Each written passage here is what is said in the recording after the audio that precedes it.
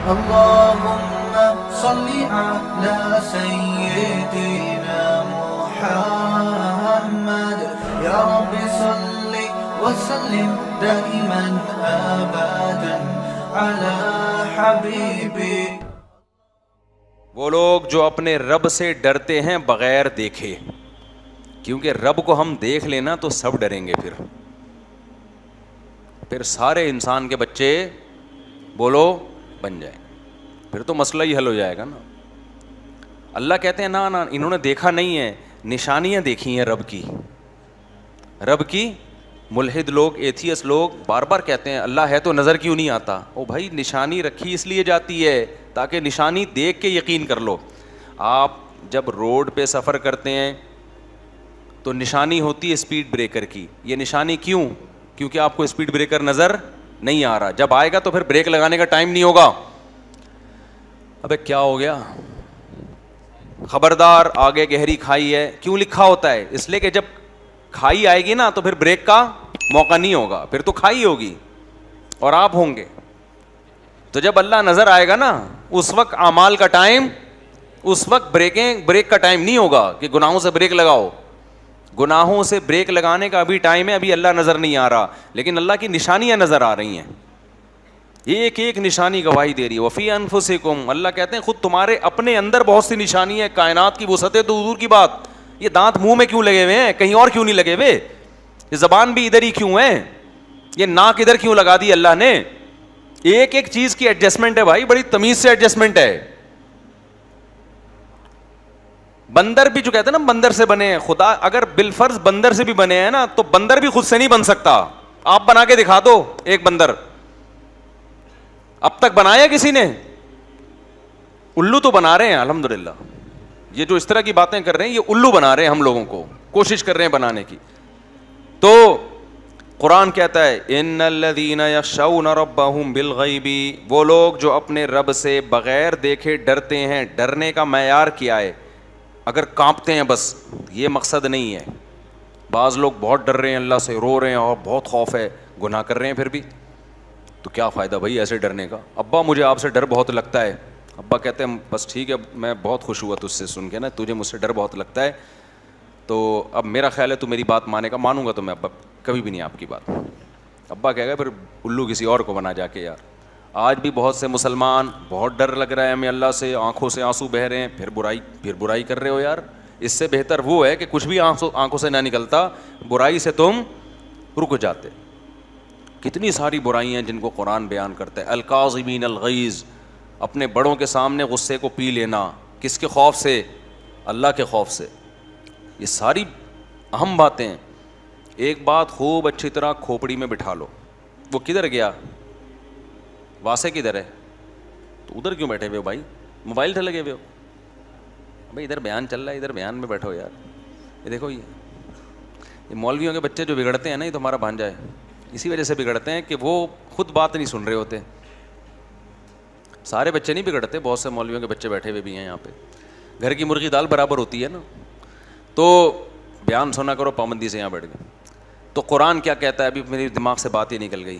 اچھا میرے بھائی خیر، ان الذین یخشون ربہم، وہ لوگ جو اپنے رب سے ڈرتے ہیں، بالغیب بغیر دیکھے، لہم مغفرۃ واجر کبیر، اللہ کہتے ہیں ان کے لیے مغفرت بھی ہے اور بہت بڑا اجر بھی ہے. مغفرت کیا؟ ان سے اگر کوتاہی کبھی ہوگی بھی تو چونکہ ہمیں مانتے ہیں نا تو توبہ کریں، میں کیا کر دوں گا؟ معاف کر دوں گا. وَأَسِرُّوا قَوْلَكُمْ أَوِ اجْهَرُوا بِهِ، اے اللہ تو ہمارے اعمال کو کتنا جانتا ہے. اللہ کہتے ہیں تم چھپ کے بات کرو یا کھلی بات کرو. إِنَّهُ عَلِيمٌ بِذَاتِ الصُّدُورِ، وہ تمہارے سینوں کے بھیدوں کو بھی جانتا ہے. أَلَا يَعْلَمُ مَنْ خَلَقَ، کیا وہ جانے گا نہیں جس نے پیدا کیا ہے؟ کیا زبردست جملہ ہے یار. ہمارے حضرت یہ آیت پڑھ کے بڑے مزے سے یہ آیت پڑھا کرتے تھے. الا یعلم، کیا وہ نہیں جانے گا، من خلق، جس نے پیدا کیا ہے. دیکھو ماں باپ سے کوئی بندہ آ کے شکایت کرے نا بچے کی کہ آپ کا بچہ ایسا ہے، آپ کا بچہ ایسا ہے، ماں کہتی ہے بھائی ایسا نہیں ہے. وہ کہتے ہیں بھائی ہمیں پتہ ہے ایسا ہے. ماں کہے گی تجھے پتہ ہے جس نے پیدا کیا اس کو نہیں پتہ ہے کیا؟ میری گودوں میں پلا ہے، میں نے دودھ پلایا، میرے گھر آتا ہے، میرے ہاتھ کی روٹیاں کھاتا ہے، تجھے پتہ ہے مجھے نہیں پتہ. کہتی ہے نا یہ, اللہ کا بھی بالکل یہی انداز ہے. اللہ کہتے ہیں الا یعلم من خلق, جس نے پیدا کیا ہے کیا اس کو نہیں پتا ہوگا کہ تم کیا اور کیا کر رہے ہو؟ وہ پیدا کر کے بھول گیا ہے کیا؟ اس کو سب پتا ہے تمہارے بارے میں. وَهُوَ اللَّطِيفُ الْخَبِيرُ, وہ بہت باریک بین باخبر ہے. هُوَ الَّذِي جَعَلَ لَكُمُ الْأَرْضَ ذَلُولًا, اللہ وہ ذات ہے جس نے زمین کو تمہارے لیے ایک مسخر سواری بنا دیا ہے, ایسے کنٹرول دے دیا زمین پہ تمہارا. فَامْشُوا فِي مَنَاكِبِهَا, اس زمین کے کندھوں پہ بیٹھ کے سفر کرو. پھر یعنی زمین کو تشبیہ دی ہے ایک سرکش بیل سے, اور وہ آپ کے فرما بردار بنا کے نا, کسی نے سرکش بیل یا گھوڑا ہو اور وہ قابو میں نہ آ رہا ہو تو کوئی سرکش گھوڑے کو قابو کر کے آپ کو بٹھا دے اور اس کی لگام پکڑا کے بول اب اس کے کندھوں پہ بیٹھ کے جہاں مرضی جانا ہے جا. تو یہ زمین جو ہے نا ایسے گھوم رہی ہے سورج کی بڑی اسپیڈ کے ساتھ, اس کو کنٹرول کرنا ہمارے بس میں نہیں تھا. اللہ میاں نے پوری زمین اٹھا کے ہمارے تابع بنا کے بولا یہ تمہارا گفٹ ہے, ٹھیک ہے نا. اب اس پہ کیا کچھ نہیں کر رہا ہے انسان. کھودنا شروع کیا تو کھودتا ہی چلا جا رہا ہے, کھودتا ہی چلا جا رہا ہے. ڈیزل نکال لیا, زمین کی گیس نکال لی, زمین کی ہوا نکال لی. گیس نکل گئی تو ہوا نکل گئی نا زمین کی. پھر سمندروں کو مسخر کر دیا, لوہا نکال رہا ہے, پیتل نکال رہا ہے, تانبا نکال رہا ہے, بحریہ ٹاؤن میں پلاٹ بنا رہا ہے, ادھر پروجیکٹ چل رہا ہے, ادھر ہواؤں میں تتلیوں کی طرح اڑتا پھر رہا ہے. تو یہ میرے بھائی اتنی کمزور زمین نہیں ہے کہ یہ ہماری فرما بردار بن جائے. تھوڑی سی ہل لے نا یوں کر کے, تھوڑی سی. دیکھو اسپیڈ والی گاڑی میں جب ہم جا رہے ہوتے ہیں ذرا سی بریک لگتی ہے تو شیشہ توڑ کے آگے. یہ زمین جتنی اسپیڈ سے گھوم رہی ہے نا, تھوڑی سی بریک لگ گئی نا تو ہم سب ایسے روئی کے گالوں کی طرح ہوا میں خلا میں بکھرے ہوئے ہوں گے, اور خلا میں پھر نہ الٹے ہوتے ہیں نہ سیدھے ہوتے ہیں, پتہ ہی نہیں چلے گا نیچا کدھر ہے اوپر کدھر ہے. تو ایسے اللہ نے اس کو ہمارے تابع بنا دیا. وَكُلُوا مِن رِزْقِهِ, اور اللہ نے ایک اور کام کیا کہ اسی کی یہ روزی بھی تمہیں دے گی. اس کے ذمے ہم نے ایک اور کام لگا دیا کہ تم اس کو مسخر کرو گے, اور رزق بھی کون دے گی؟ زمین. تم اس میں بیج ڈالو گے ایک آم, یہ کہے گی کوئی بات نہیں تھوڑا سا ٹھہرو, یہ ہزاروں آم, اس کا آؤٹ پٹ کیا ہوگا؟ ہزاروں آم. لے بھائی, آپ نے جیسے کسی کو گفٹ دیا نا, یار ایک آم دیا, اس نے جیب سے 6 آم نکال کے آپ کی خدمت میں پیش کر دی.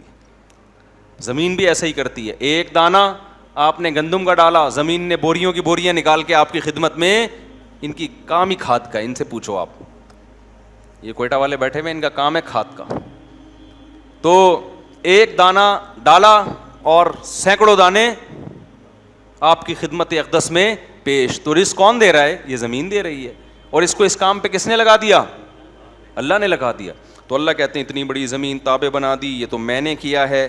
آگے اللہ کہتے ہیں وَإِلَيْهِ النُّشُورُ, خوب سمجھ لو اسی زمین سے اٹھا کے اپنے سامنے تمہیں کھڑا بھی کر دوں گا میں. کیسے یار قرآن کی بلاغت دیکھو, کیونکہ دانے کا ذکر آیا نا کہ ایک آم سے ہزاروں آم پیدا ہو رہے ہیں. تو اللہ نے یہاں اشارہ دے دیا کہ جو خدا مٹی اور گارے کے ملاپ سے پورے درخت بنا کے آم پیدا کر سکتا ہے, وہ تمہیں دوبارہ پیدا کیوں نہیں کر سکتا؟ تم بار بار ہی کہتے ہو مٹی میں جا کے ختم, تو گٹلی بھی تو مٹی میں جا کے ختم ہوتی ہے. تو وہ دوبارہ کیوں انسان, یہ کیا ہے کہ وہ خربوزہ بنا سکتا ہے, وہ ناشپاتی بنا سکتا ہے, وہ آم بنا سکتا ہے, وہ جناب تربوز بنا سکتا ہے, وہ کھجور بنا سکتا ہے, وہ اتنی قسم کے پھل انار بنا سکتا ہے, 20 قسم کی چیزیں بنا سکتا ہے, اور انسان کو بھی اس نے پہلی دفعہ بھی بنایا, تم نے دیکھا, تو دوبارہ بنانے میں کون سی ٹینشن والی بات ہے بھائی؟ کیوں کہہ رہے ہو کہ نہیں ہو سکتا؟ یہ کون سی اچنبے کی بات ہے؟ اس لیے کہہ رہا ہے وَإِلَيْهِ النُّشُورُ, دوبارہ بناؤں گا میں, دوبارہ کھڑا کروں گا اپنے سامنے. خربوزوں کا حساب لوں گا تم سے, ناشپاتیوں کا حساب لوں گا, انگور کا حساب لوں گا کہ یہ میں نے ویسے جوس پینے کے لیے تھا, شراب بنانے کے لیے انگور نہیں دیا تھا میں نے. سمجھتے ہو کہ نہیں سمجھتے؟ آگے قرآن کہہ رہا ہے أَأَمِنْتُم مَّن فِي السَّمَاءِ أَن يَخْسِفَ بِكُمُ الْأَرْضَ فَإِذَا هِيَ تَمُورُ. اللہ کہتے ہیں جس خدا نے اس زمین کو تمہارے لیے مسخر کر دیا, اس کو تمہارے کام میں لگا دیا, جو خدا آسمانوں میں ہے, تم بے خوف ہو گئے کہ وہ زمین کو ہلائے اور تمہیں زمین میں دھسا دے. وہ یہ بھی تو کر سکتا ہے. یعنی ان چیزوں کو تم نے اپنی طاقت سے کنٹرول میں کیا بھی نہیں ہے, اتنے کمزور ہو. اور غریب کو کہتے ہو بھی سے بے غیرت. کمزور اتنے ہو کہ یہ چیزیں تمہارے کنٹرول میں بھی نہیں ہیں, اور ہم نے تمہیں تمہارے تابع بنا کے ڈش میں تمہارے لیے پیش کر دیں, اور اس کے بعد اب بھی تمہارے کنٹرول میں نہیں ہے. ہم چاہیں تو ہلائیں, فَإِذَا هِيَ تَمُورُ, یہ ہلنا شروع ہو جائے, اور جہاں ہلی ہے وہاں حال جا کے دیکھو کیا ہوتا ہے. آیا تھا نا 2005 میں زلزلہ, کیا حال ہو گیا تھا. ابھی ترکی میں ہو کر آیا ہوں میں, پوری بستیاں الٹ گئی ہیں, تھوڑا سا ہلتی ہے زمین. تو اللہ فرماتے تم بے خوف ہو گئے اس خدا سے, جب تم گناہ کرتے ہو تمہیں ڈر نہیں لگتا کہ وہ ہلا بھی سکتا ہے اس زمین کو, تم بے خوف ہو گئے ہو. ام امنتم من فی السماء ان یرسل علیکم حاصبا فستعلمون کیف نذیر, وہ آسمان سے طوفان اور پتھروں کی بارش بھی برسا سکتا ہے. کتنے سیارے آوارہ گھوم رہے ہیں, اب پتہ ہے آپ کو خلا میں, سائنسدان ہی کہتے ہیں. بہت سے تو تمیز سے نا کسی ستارے کا حصہ بنے ہوئے ہیں, کچھ ایسے بھی ہیں کائنات میں بڑے بڑے پتھر, اور کائنات کا جو بڑا پتھر ہے وہ ہمارے والے جیسا پتھر نہیں ہوتا. جو خلاؤں میں جو پتھر گھوم رہے ہیں نا, ان کا ایک پتھر ہمارا پوری زمین کے برابر ہوگا. وہ کائنات کے لحاظ سے چھوٹا سا کنکر ہے جو کہیں ٹوٹ پھوٹ ہوئی تھی تو بچھڑ گیا تھا, لیکن وہ کنکر جو بہت معمولی سا کنکر ہے, اگر وہ اتفاق سے کہیں, جیسے ہم چل رہے ہوتے ہیں راستے میں اچانک پتھر آ گیا, بچوں کی گیند آ گئی, تو ایسا بہت آرام سے ہو سکتا ہے کہ کائنات میں گھومتا ہوا پتھر وہ رخ کہاں کرے, زمین کا. تو یہ جو سارے ہمارے خلائی مشن پہ ہم جو راکٹ شاکٹ بھیج رہے ہیں نا, ایک ٹکر ہوگی اور سب کے بقیے حصے بقیے برابر ہو جائیں گے. تو اللہ کہتے ہیں وہ آسمانی آفتیں بھی تم پہ بھیج سکتا ہے. وَلَقَدْ كَذَّبَ الَّذِينَ مِن قَبْلِهِمْ, دیکھو پچھلی امتوں کو کیسے ہلاک کیا. أَوَلَمْ يَرَوْا إِلَى الطَّيْرِ, کیا یہ دیکھتے نہیں ہیں پرندوں کی طرف, فَوْقَهُمْ, اپنے اوپر, صَافَّاتٍ وَيَقْبِضْنَ, کیسے پروں کو پھیلائے ہوئے اڑ رہے ہوتے ہیں اور کیسے پروں کو سکیڑتے ہیں. یہ کیا عجیب بات ہے یار.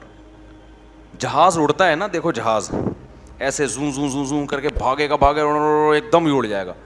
ایسے نہیں ہو سکتا جہاز یوں جا رہا ہے, پھر تھوڑا سا ادھر کو ٹرن مارا, پھر بڑے آرام سے ہوا میں ہچکولے کھا رہا ہے, پھر اس کو ادھر نظر آئی کوئی مرغی کا چوزا, اچانک وہاں حملہ کیا اس نے. ہمارے یہاں تو یہی ہو رہا تھا, تبھی ہم نے جال لگا دیا اوپر. یہ چیلیں اڑ رہی ہیں نا, لیکن یہ پرندے کتنے مزے سے انجوائے کر رہے ہیں فضا میں. ان کو نہ رن وے چاہیے اڑنے کے لیے, کیا خیال ہے, وہیں سے یو ٹرن ہو جاتے ہیں.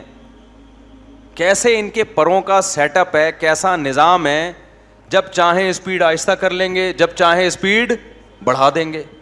یہ جو بیلنس ہے یہ کیلکولیشن کے بغیر ہو سکتا ہے.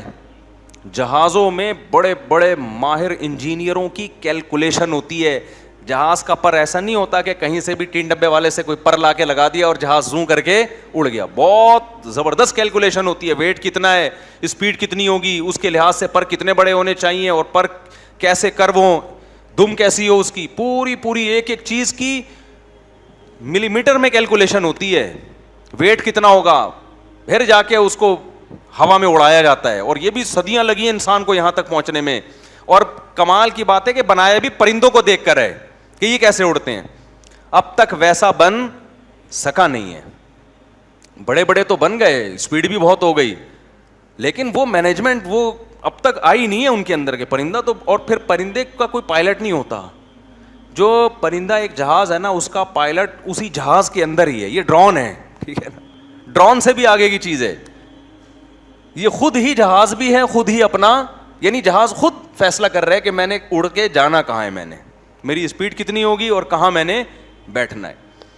بیسیوں قسم کے, ہزاروں کے. اور یہ مکھیوں کو دیکھو, یہ بھی تو ہوائی جہاز ہے نا, چھوٹی مکھی, یہ جو گندگی پہ بیٹھتی ہے, یا شہد کی مکھی, یہ بھی تو کیا ہے. ابے کیا ہو گیا, ہوائی جہاز ہے یا نہیں.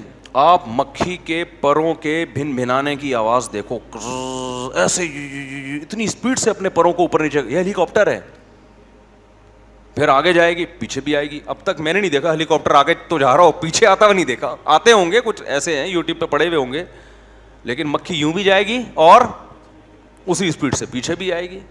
تبھی قرآن نے کہا لن یخلقوا ذبابا, تم ایک مکھی تو پیدا کر کے دکھاؤ. یہ جو گندگی پہ بیٹھنے والی مکھی ہے نا, یہ ہے ذباب. اللہ کہتے ہیں یہ تو پیدا کر کے دکھاؤ. اور پھر بتوں کے بارے میں تو اللہ نے اس سے بھی آگے کی بات کہہ دی کہ تمہارے پتھروں کے بت مکھی پیدا کرنے تو دور کی بات, تم جب ان بتوں کے سامنے مٹھائی رکھتے ہو کہ یہ کھائیں گے بھگوان کے سامنے مٹھائی رکھی کہ بھگوان کھائیں گے, مکھی وہ مٹھائی کا تھوڑا سا ذرہ لے کے اڑ گئی, بھگوان اس مکھی سے مٹھائی نہیں چھڑا سکتا. وَإِن يَسْلُبْهُمُ الذُّبَابُ شَيْئًا لَّا يَسْتَنقِذُوهُ مِنْهُ, اگر ذباب مکھی اس بھگوان سے چوری کرے تو بھگوان یہ بھی نہیں کہہ سکتا یہ مکھی یہ مٹھائی میرے لیے رکھی تھی تیرے لیے. ہم تو بول دیتے ہیں بھائی مکھی آ کے ہٹاؤ یار اس کو, یار یہ کیا مکھیاں بن میں آ رہی ہیں. بت خاموش بیٹھا رہتا ہے, وہ نہیں کر سکتا یہ. تو آگے چلتے ہیں, اللہ کہتے ہیں ان پرندوں کو دیکھو, ما یمسکہن الا الرحمن, رحمان کے سوا ان کو کسی نے نہیں تھاما ہوا ہے, یہ سارا رحمان کا بنایا ہوا نظام ہے. تو آگے قرآن میں یہ ساری اسی طرح کی باتیں ہیں. ایک آیت بس پڑھ لیتا ہوں میں جو سورہ ملک کی آخری آیت ہے, قل ارأیتم ان اصبح ماؤکم غورا. اللہ کہتے ہیں جو آسمان سے پانی ہم زمین میں اتارتے ہیں, اگر یہ اور نیچے چلا جائے, کیسا نظام ہے یار, زمین پانی نیچے کی طرف جاتا ہے نا, ایسا ہی ہے کہ نہیں ہے. تو اب یہ جو بارشیں برس رہی ہیں, پانی کو چاہیے نیچے جائے نیچے جائے, تو جاتا رہے نا, لیکن ایک جگہ جا کے کیا ہوتا ہے, رک جاتا ہے.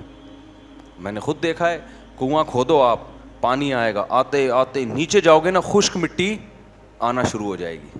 اللہ نے میاں نے اس پانی کو وہاں روک دیا تھا تاکہ انسانوں کے لیے اس تک پہنچنا مشکل نہ ہو. تہیں بنا دی ہیں, پانی سب سے زیادہ ضروری, لہذا وہ بہت زیادہ گہرائی میں نہیں ہوگا.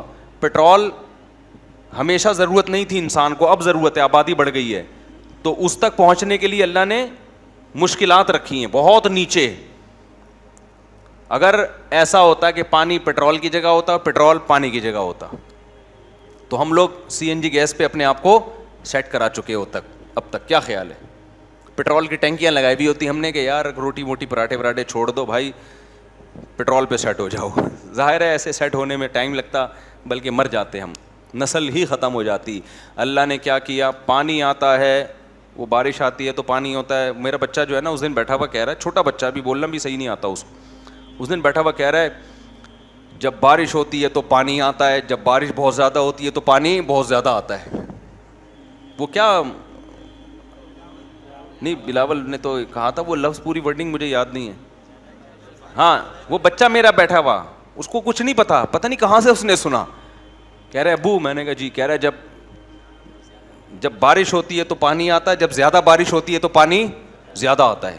ابے میں نے کہا یار, اچھا بچے جب گھر میں ہوتے ہیں انٹرٹینمنٹ کی چیزیں ملتی رہتی ہیں. ایک دن کیا ہوا, میری چھوٹی بچی اور سب دوسری بھی اس کی بچیاں بہنیں وہنیں مل کے نا کھیل رہی, وہ کھیلتے کھیلتے ایک دم میری بچی نے کہا مجھے کیوں نکالا, ایسے انگلی کی.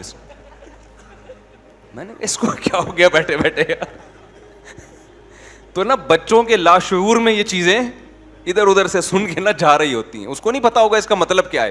جب اس نے ایسے کیا نا, مجھے کیوں نکالا, ارے مجھے اتنی ہنسی آئی. تو ابھی پرسوں کی بات ہے, وہ بچہ کہہ رہا ہے, دوسرے بچے سے باتیں کر رہا ہے, اور میں بھی بیٹھا ہوا تھا, کہہ رہا ہے ابو جب بارش آتی ہے تو پانی آتا ہے, اور جب زیادہ بارش ہوتی ہے تو زیادہ پانی آتا ہے. میں نے کہا پھینکتا رہے بیٹھ کے, پتہ نہیں تیری نظر میں اس کا مطلب کیا ہے. تو خیر اللہ فرماتے ہیں اگر اس پانی کو ہم نیچے لے جائیں, فَمَن يَأْتِيكُم بِمَاءٍ مَّعِينٍ, کون ہے جو صاف ستھرا بہتا ہوا پانی تمہارے لیے لے کر آئے. ہمیں امریکن کمپنیوں کو پھر ٹھیکے دینے پڑیں گے یار, دریافت کرو کہیں پانی دریافت ہو جائے. تو جو پیٹرول نکالنے والی کمپنیاں ہیں وہ کیا نکالیں گی, پانی, اور جب تک پانی نکلے گا اس وقت تک ہمارا باڈی کا پانی نکل چکا ہوگا. کیا خیال ہے بھائی. تو یہ سارے کام تو میرے بھائی اللہ کر رہا ہے. تو یہ صورت ختم ہو گئی, اور بھی بہت اہم ہے اس میں, اللہ نے سورہ نوح بھی بیان کی. اچھا ایک چھوٹا سا واقعہ میں بس میں کر کے بیان ختم کرتا ہوں. سورہ قلم میں ایک بہت اہم واقعہ ہے. وہ واقعہ کیا ہے کہ ایک شخص کا باغ تھا, اور اس کے دماغ میں وہی تکبرانہ خیال آنے شروع ہو گئے جو آج دولت آنے کے بعد انسان کے دماغ میں آتے ہیں. کیا کمال.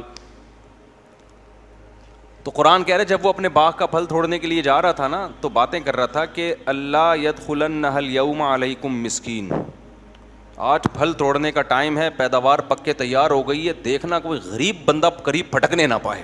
ٹھیک ہے نا, یہ غریب لوگ سارا مسئلہ کیا کرتے ہیں, یہ خراب ہو, یہ آ جائیں گے کشکول لے کے. ساری پیداوار تو یہ کمبخت کھا جاتے ہیں. تو جب بھی کسی کے پاس دولت آتی ہے نا تو آج کل وہ چھپا رہا ہوتا ہے, ایسا نہ ہو کوئی ضرورت مند رشتہ دار ہو وہ مانگنے آ جائے. تو اللہ میاں نے اس کی بھی برائی بیان کی ہے کہ تمہیں تو خوش ہونا چاہیے. ہاں یہ ضرور ذہن میں رکھو, اپنی آمدن کو اس نیت سے چھپانا کہ غیر مستحق لوگ بھی تنگ کرتے ہیں آج کل, اور ایک غریب کو کے ساتھ مدد کر دی نا تو وہ چنگم کی طرح چپک, بلکہ ایلفی کی طرح چپک جاتا ہے بعض دفعہ. اس مصلحت سے آمدن چھپانا یہ جائز ہے, یہ مجبوری ہے, لیکن اصولی طور پر آپ کے دل میں ایسی کنجوسی نہیں ہونی چاہیے. میں نے بعض لوگوں کو ترغیب دی, سخاوت کی, تو انہوں نے بتایا یار اتنا مسئلہ خراب ہو گیا نا. ایک دو دفعہ میں نے خود بھی تجربہ کر کے دیکھا, میں نے گھر پہ کوئی کچھ 2-4 غریب آئے, ان کو دیا, پھر تو بھائی لائن لگ گئی یار. پھر ایک خاتون بیچاری کہیں سے آئی تو گھر پہ دھرنا مار کے بیٹھ گئی, پھر اس کو دیا تو پھر 6 اور لے کر آ گئی وہ. تو یہ پھر زمانے کا بھی فرق ہوتا ہے نا. مثال سے سمجھاتا ہوں, ترکی میں ہم تھے, ایک کنٹینر انہوں نے رکھا ہوا ایک ٹرسٹ نے, بہت بڑا کنٹینر, اور ایسے کئی سارے کنٹینر, اس میں بہت ساری چیزیں رکھی ہوئی ہیں کہ جو بھی زلزلہ زدگان میں کسی کو کوئی بھی چیز کی ضرورت ہو وہ یہاں سے اٹھا کے لے جائے. کوئی خاتون آئے گی, ایک پیمپر لے گئی بھائی اپنے بچے کے لیے, ایک بندہ آیا بھائی چنے کی دال کا پیکٹ چاہیے, کھانا پکانا ہے, خود ہی ان کی طرف سے کوئی لائن وین نہیں, بھائی جاؤ اٹھا کے لاؤ. ہر آدمی اپنی ضرورت کے حساب سے. تو جب غریبوں میں تمیز ہو نا تو بڑے آرام سے ڈسٹریبیوشن کا عمل ہو جاتا ہے, یا ضرورت مندوں میں تمیز ہو. ہم لوگ کہہ رہے تھے کہ اگر یہ ہم نے اپنی گلی محلے میں لا کے ایسا کوئی کنٹینر رکھ دیا کہ گلی محلے کے جتنے ضرورت مند لوگ ہیں, آٹا دال مہنگا ہو گیا ہے, پیٹرول مہنگا ہو گیا ہے, جی یہ پیٹرول کی بوتلیں پڑی ہوئی ہیں اور یہ آٹا دال چینی کے پیکٹ پڑے ہوئے ہیں, یہ پیمپر, تو پورا کنٹینر کھرچ کے لوگ کھا جاتے ہیں. تو وہاں پھر ایسی سخاوت آپ ایسی جگہ پر ایسی سخاوت آپ افورڈ نہیں کر سکتے. وہاں پھر یہی ہوتا ہے کہ بتاؤ بھی نہیں کہ ہمارے یہاں سے زکوٰۃ بڑھتی ہے. ہم نے کورونا کے دنوں میں, کووڈ کے دنوں میں راشن بانٹنا شروع ہوا نا, جب ہم کسی علاقے میں گاڑی لے کے جاتے تھے جو دھاوا ہوتا تھا, جان بچانا مشکل ہو جاتا تھا یار.